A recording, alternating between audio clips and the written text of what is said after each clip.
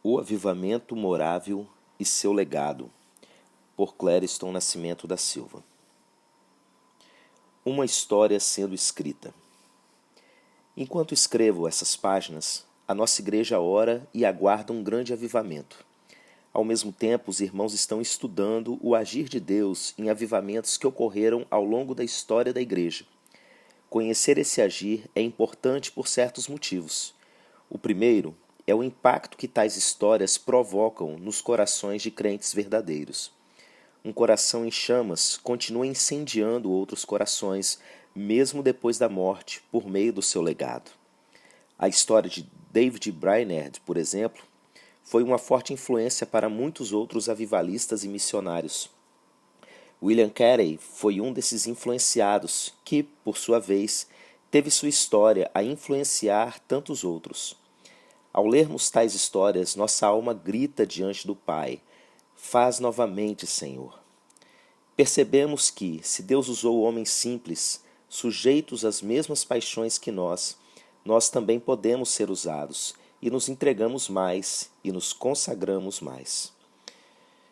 Um segundo motivo, o terceiro virá ao final do texto, é entender que existe uma história sendo escrita pelo nosso Pai. A cada avivamento, algo novo está sendo derramado. Um avivamento dá origem a outro. O avivamento da Rua Azusa, por exemplo, foi fruto da intercessão do avivamento no país de Gales. Uma história se complementa na outra. É muito conhecida a história de John Wesley, como ele tocou sua geração e foi usado por Deus para estabelecer bases de muito do que aconteceu depois. Mas, ao estudar sua história, um detalhe em sua conversão não nos passa despercebido.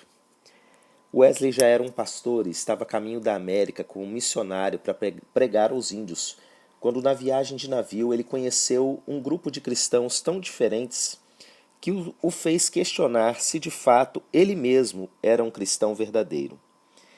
Essas pessoas estavam num navio servindo aos outros viajantes, tarefas que a maioria não suportaria, e quando alguém oferecia pagamento, recusavam, dizendo que aquilo era bom para seus corações orgulhosos e que o seu querido Salvador havia feito muito mais por eles.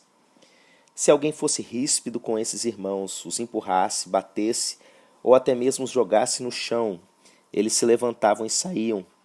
Pareciam não ter qualquer sentimento de orgulho, ira ou vingança. Em certo ponto da viagem, enquanto realizavam um culto, uma grande tempestade se levantou. O pânico começou a tomar conta da tripulação e o próprio Wesley, estando como capelão, percebeu que estava muito mais preocupado com a sua própria vida do que com a dos outros. Então o mastro principal do navio se quebrou, a vela despedaçou-se e as águas jorraram sobre o convés, como se um grande abismo fosse engolir toda a embarcação. As pessoas começaram a gritar e a uivar em desespero. Mas aquele grupo especial de cristãos continuava sereno, cantando o salmo. Até mesmo as crianças permaneciam tranquilas cantando juntos. Passado o susto, Wesley perguntou a um deles: vocês não estavam com medo? O homem lhe respondeu: graças a Deus, não. Wesley insistiu, tentando entender. Mas não estavam amedrontadas as mulheres e crianças? Ao que ele respondeu brandamente: nossas mulheres e crianças não têm medo da morte. A respeito desse episódio, Wesley escreveu: fui à América converter os índios, mas quem há de me converter? Esse grupo de cristãos, tão distinguível no meio dos outros, eram os irmãos morávios. Ao retornar à Inglaterra, Wesley procurou um dos líderes desse grupo e assim entregou sua vida definitivamente ao Senhor Jesus. Nossa proposta com esse texto é, assim como Wesley, conhecermos mais de perto os irmãos morávios, aprender um pouco do que Deus fez por meio desses irmãos e aplicar às nossas vidas. O poder da unidade. A história dos morávios é uma história de refugiados. A Morávia é uma região na Europa, localizada onde hoje é a República Tcheca. Durante a Guerra dos 30 Anos, um rei católico impôs severa perseguição a todos de origem protestante. 15 líderes das igrejas foram decapitados e os outros fiéis enviados para calabouços ou minas de trabalho forçado. Escolas foram fechadas, bíblias, inários e catecismos foram queimados. Cerca de 16.000 famílias se tornaram refugiadas, situação que perdurou por 100 anos. Os cristãos protestantes, de maioria hutita, seguidores de John Hus, precisaram formar uma grande rede clandestina, com reuniões em pequenos grupos, como forma de manter a sua fé. Uma parte desses refugiados foi abrigada nas terras de Nicolau Luiz, o conde Zinzendorf, terra que o conde havia adquirido na Alemanha.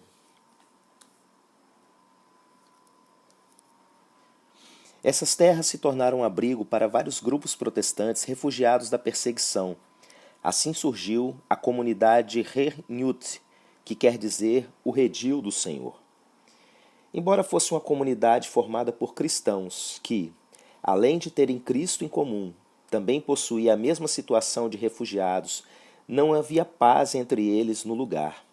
Os grupos, sendo de denominações diferentes, estavam em constantes conflitos que não se limitavam a discordâncias doutrinárias. Chegavam ao ponto de um membro de uma igreja parar na frente de outra durante uma pregação e começar a rebater o pregador, denunciando seus supostos erros. A tensão no local era tanta que chegaram a chamar o próprio conde Zinzendorf, que tão bondosamente havia lhes dado asilo, de besta do Apocalipse.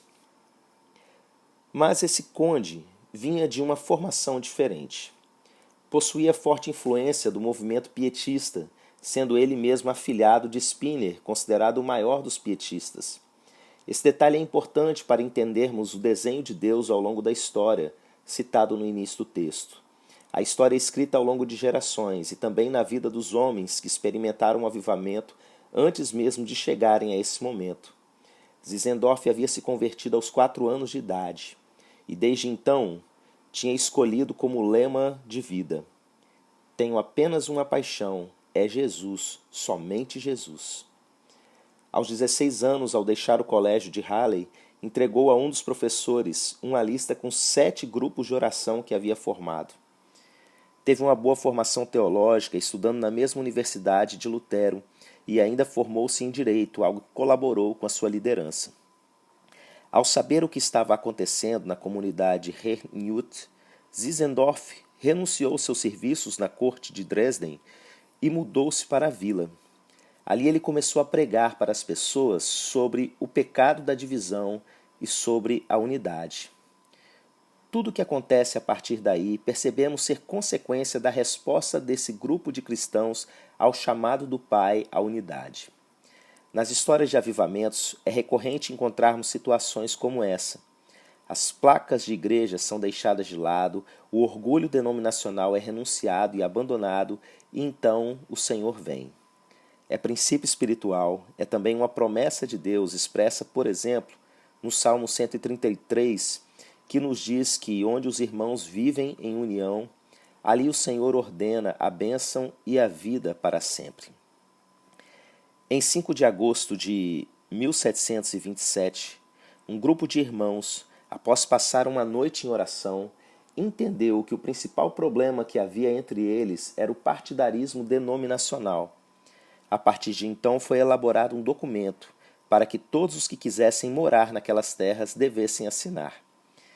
Esse documento foi chamado de Aliança Fraterna, e todos aqueles que o assinassem estariam assim se comprometendo em deixar as desavenças denominacionais de lado para focar somente no que eles possuíam em comum, valorizando a unidade e comunhão entre os irmãos. O ambiente de oração e quebrantamento era tal que até aqueles que concordavam com o documento somente da boca para fora logo se viam quebrantados e aceitando de coração a aliança fraterna. Nesse contexto, descontentamentos, preconceitos, ainda que secretos, eram confessados publicamente e postos de lado. Foi então marcado um culto de ceia, unindo todos esses irmãos para celebrarem esse novo momento, para o meio-dia de 13 de agosto de 1727. O assunto do culto foi o amor entre os irmãos e a unidade e a fraternidade. De repente, no decorrer do culto, o poder e a presença de Deus caíram sobre eles com tamanha força que todos se puseram de joelhos em grande quebrantamento, tomados por um tipo de êxtase coletivo. Humilhados diante de Deus, com o rosto no pó, muitos tiveram a visão do cordeiro ensanguentado, o servo sofredor descrito por Isaías, imagem que posteriormente tornou-se símbolo do movimento morável. O culto durou até a meia-noite. O livro A História da Igreja Morávia descreve esse momento da seguinte forma. Então, no mesmo momento, todos presentes, absorvidos em profunda devoção, foram estimulados pelo toque místico e maravilhoso de um poder que ninguém poderia definir ou entender. Lá na igreja paroquial de Bettelsdorf, eles finalmente conseguiram a firme convicção de que eram um em Cristo. E ali, acima de tudo, acreditavam e sentiam que neles, assim como nos 12 discípulos no dia de Pentecostes, havia descansado o fogo purificador do Espírito Santo. E assim começou o mais longo avivamento de todos até o presente momento. Vivendo um avivamento. Poucos dias depois, no dia 26 de agosto, foi iniciada a maior reunião de oração da história, tendo durado mais de 100 anos sem interrupção.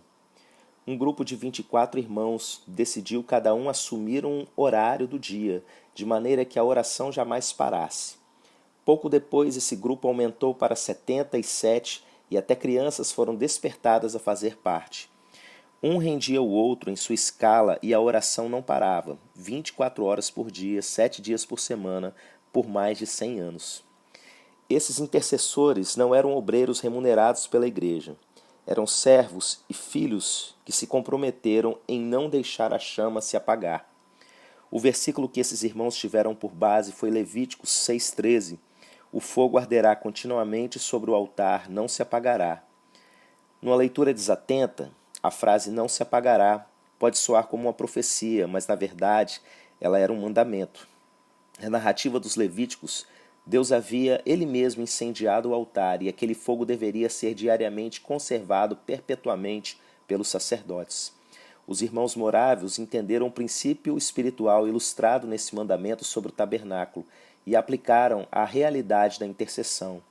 Dia e noite, noite e dia, como na visão do trono de Deus em Apocalipse, como prefigurado no tabernáculo de Moisés e ainda como foi praticado no tabernáculo de Davi. Voltaremos a esse ponto mais tarde.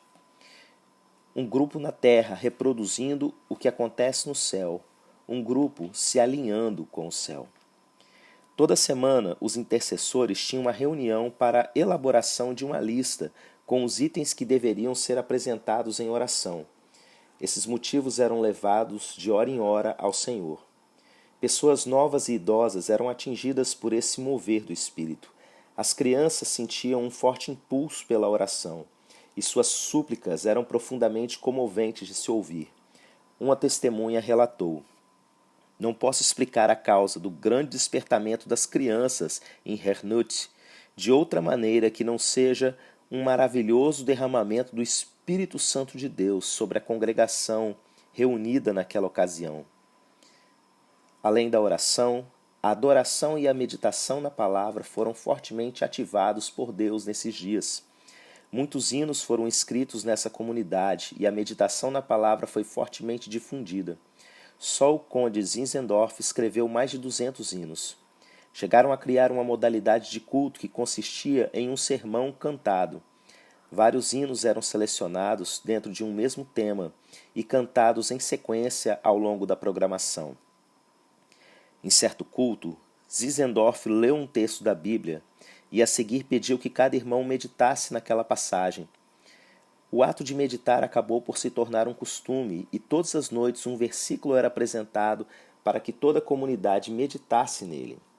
Esse versículo seria então usado nas visitas pastorais e demais atividades do dia. Com o tempo, essa prática deu origem aos Daily Texts, que posteriormente foi transformado em uma publicação de um livro devocional. O formato desses devocionais seguiam a estrutura de uma conversa com Deus. Um texto da Bíblia. O formato desses devocionais seguia a estrutura de uma conversa com Deus. Um texto da Bíblia era apresentado para ser meditado. Essa era a parte de Deus falando. Na sequência do texto, um hino era proposto, sendo a parte que cantaríamos a Deus, como uma resposta nossa para Ele. Nossa cultura ocidental contemporânea não é muito dada à meditação bíblica. A maioria dos crentes nem mesmo sabem o que isso significa, mas a Bíblia nos chama a meditar na palavra de Deus. As tão conhecidas promessas do Salmo 1, por exemplo, são para aquele que tem o seu prazer na lei do Senhor e na sua lei medita de dia e de noite. Os daily texts são publicados até hoje, tendo sido usados por vários homens de Deus ao longo da história. Além do avivamento da oração, da palavra e da adoração, Deus derramou sobre eles um grande despertamento missionário. Em uma viagem durante o ano de 1731, Zinzendorf teve contato com um grupo de esquimós que havia sido convertido a Cristo por um missionário luterano chamado Hans Edge.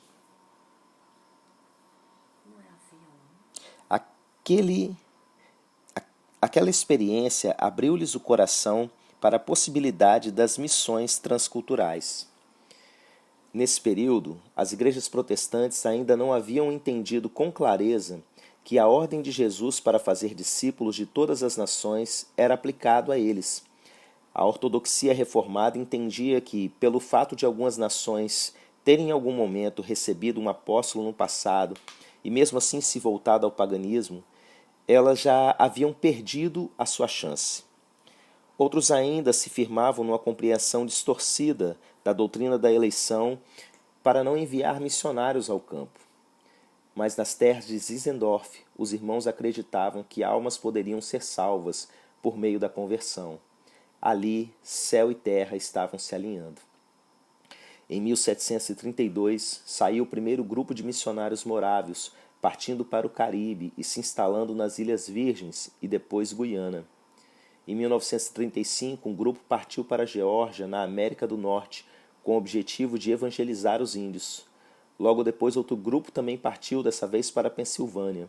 Fundaram assim várias cidades na América, procurando replicar o que viviam em Herrnhut. Estabeleceram missões na América do Sul, do Norte, Índia, África, em lugares às vezes de difícil sobrevivência, como Groenlândia e Alasca.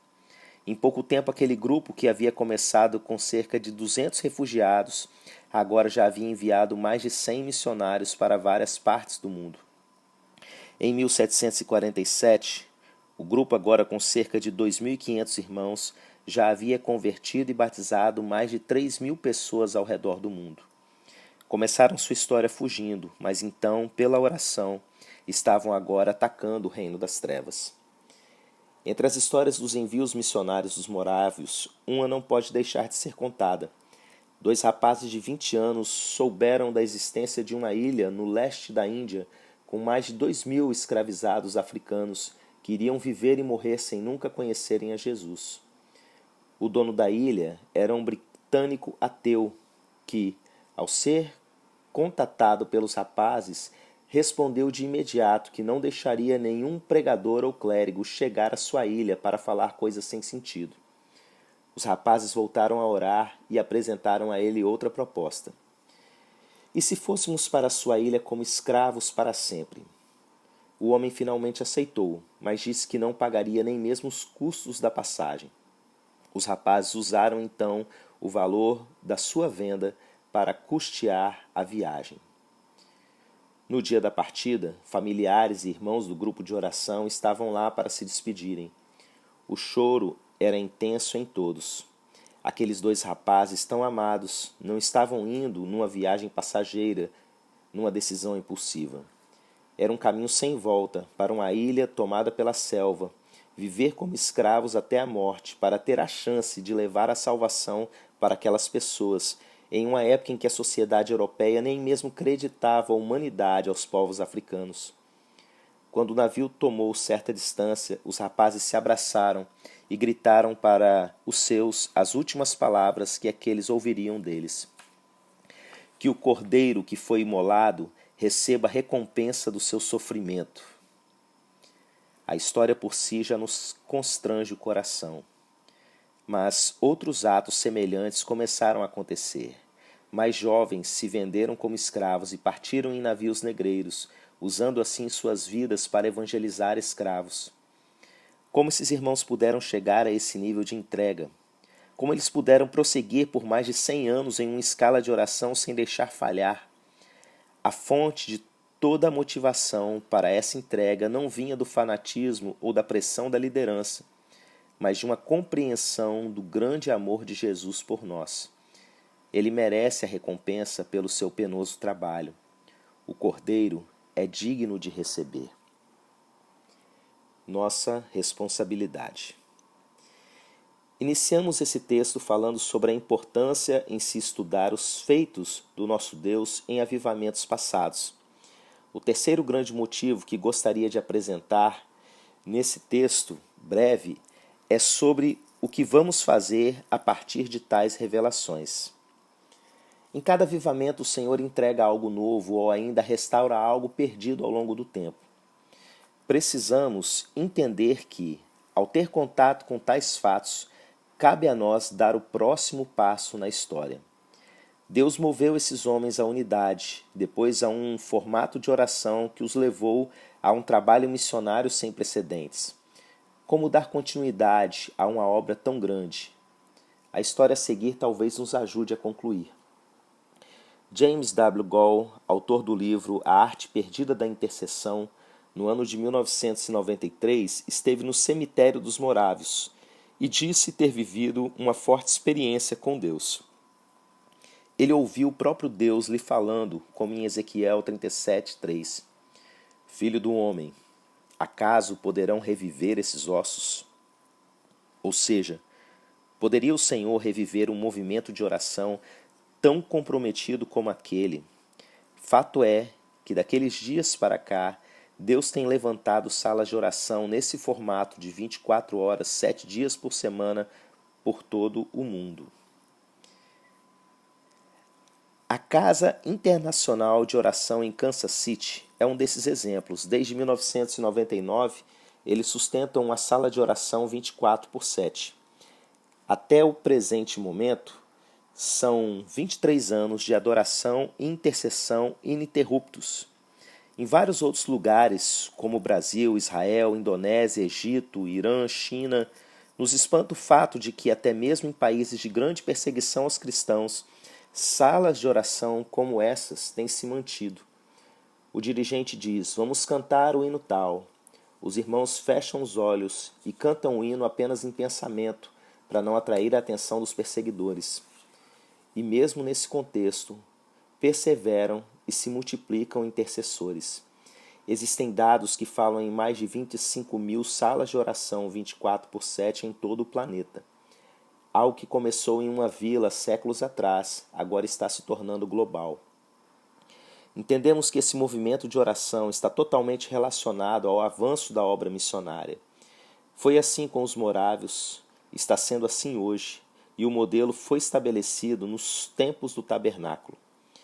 Algumas páginas atrás falamos sobre o fogo arder continuamente, sem se apagar, no tabernáculo construído por Moisés. Mas vale a pena trazer à memória o tabernáculo de Davi. Durante o seu reinado, quando a arca foi trazida a Jerusalém, Davi colocou a arca em uma tenda e escalou cantores, músicos e toda uma estrutura de funcionamento para que fosse apresentada adoração ao Senhor de contínuo. Os adoradores não se apresentavam a um público, mas ao Senhor, dia e noite. Séculos depois desse sistema de culto deixar de funcionar, o Senhor falou por meio do profeta Amós: naquele dia levantarei o tabernáculo caído de Davi. Amós 9:11. Chama a atenção o fato de que, entre tantas coisas do antigo pacto, tantas estruturas, a que Deus parece sentir saudade, se me permitem usar poeticamente essa expressão, é justamente o tabernáculo de Davi.